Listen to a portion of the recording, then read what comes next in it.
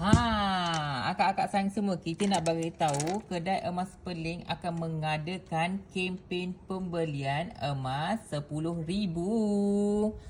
So untuk setiap pembelian emas RM10,000 dalam satu resit akan mendapat emas 916 dalam bentuk aksesori seperti ini. Nampak tak cantiknya? Okey. Berat dia dalam 0.3 gram saja. So kalau membuat pembelian lebih daripada RM10,000, membeli RM20,000 akan dapat 0.6 gram. Banyak tak? Banyak, Mac. Tapi masalahnya macam contohnya akak ni kan beli RM15,000.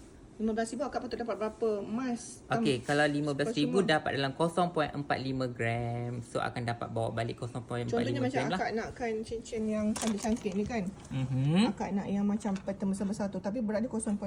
Macam mana, Max? So kalau akak dapat 0.45 tapi akak nak yang 0.7, akak kena tambah sikit saja. Tambah sikit lah. Betul. Oh, faham.